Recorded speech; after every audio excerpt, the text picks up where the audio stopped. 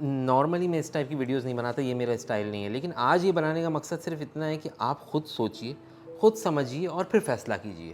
دیکھیں مذاق تو بہت ہو گیا، بہت کچھ دیکھ لیا، لیکن سوچئے ذرا 26 لوگ مر گئے، آپ میں یا ہمارا کوئی پیارا ہوتا تو اس بات سے کیا فرق پڑتا ہے کہ وہ ہندو تھا یا مسلمان تھا؟ درد کا کوئی مذہب نہیں ہوتا۔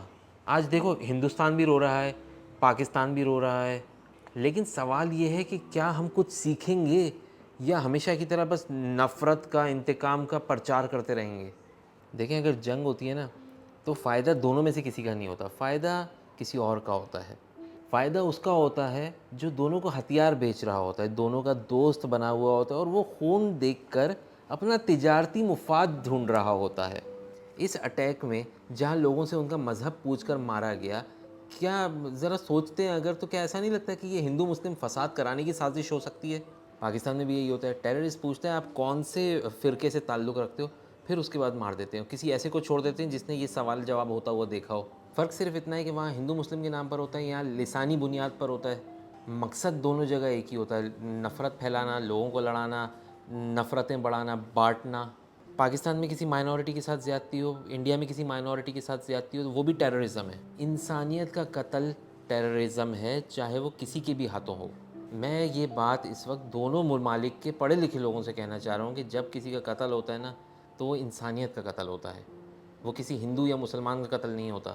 قرآن کہتا ہے کہ جس نے ایک بے گناہ کا قتل کیا نا، اس نے گویا پوری انسانیت کا قتل کیا۔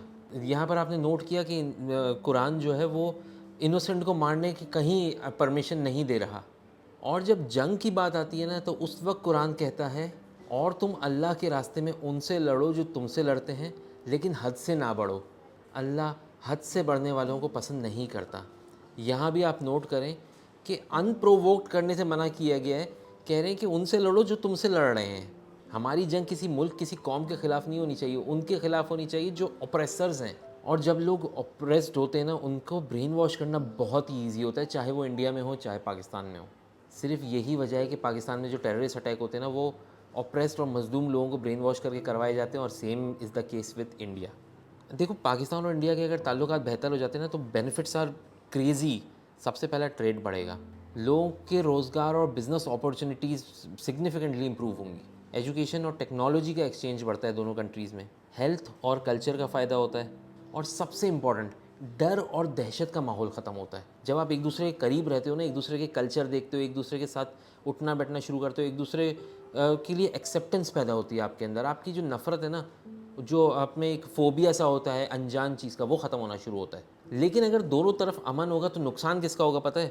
سب سے پہلے تو آرمز اور ایمونیشن ڈیلرز کا، ٹھیک ہے، اور دوسرا ان پولیٹیشنز کا جن کی پولیٹکس بیس ہی اس بات پر کرتی ہے کہ نفرت کو کیسے بڑھایا جائے، ان کا فائدہ جو ہماری جنگوں کو اپنا گلوبل بزنس بنا چکے ہیں۔ میں ان کو تو بھول ہی گیا جو میڈیا کے ذریعے نفرت بڑھاتے ہیں اور اب نیریٹو کو کنٹرول کرتے ہیں، اور آخری وہ لوگ جو ہمارے ایموشنز، ہمارے نیشنلزم کا فائدہ اٹھا کر ہمیں ایک دوسرے کا دشمن بناتے ہیں۔ اور کیا آپ کو نہیں لگتا کہ ایک پیٹرن سا بن گیا ہے، ہر 4-5 سال بعد کوئی نہ کوئی ایسا حادثہ ہو جو یہ دونوں پارٹیز کو ایک دوسرے کے سامنے کھڑا کر دے؟ اللہ تعالیٰ کا حکم ہے پہلا حملہ نہیں کرنا، لیکن اگر کوئی حملہ کرے تو اسے پوری طاقت کے ساتھ جواب دو۔ قرآن میں لکھا ہے اور تم ان سے لڑائی کرو جو تم سے لڑائی کرتے ہیں، مگر زیادتی نہ کرو۔ پاکستان جنگ نہیں چاہتا، میں یہ کہہ رہا ہوں on behalf of every single Pakistani کی اس وقت جو ایوریج پاکستانی ہے نا، اس کی پرائرٹی ہے کہ اس وقت انٹرنل مسئلے جو بھی ہمارے چیلنجز ہیں وہ سولو کیے جائیں، جیسے کہ اکنامک ڈیولپمنٹ، پولیٹیکل اسٹیبلٹی اور ٹیررزم کا خاتمہ۔ ہماری پرائرٹی مطلب ایک نارمل سی بات ہے یار، یہ بہت ہی لاجیکل بات ہے، ہماری پرائرٹی ہے اپنے آپ کو بہتر بنانا، کسی سے جنگ کرنا نہیں۔ But let me be very very clear, امن کی چاہت کو کمزوری سمجھنا سب سے بڑی غلطی ہوگی۔ میں آپ کو ایک اور ایشورنس دیتا ہوں، خدا نہ خواستہ اللہ نہ کرے جنگ کا ماحول بنتا ہے نا تو پاکستان پہلا قدم نہیں اٹھائے گا۔ اللہ نہ کرے جنگ شروع ہوتی ہے تو پہلا اٹیک انڈیا سے ہی ہوگا۔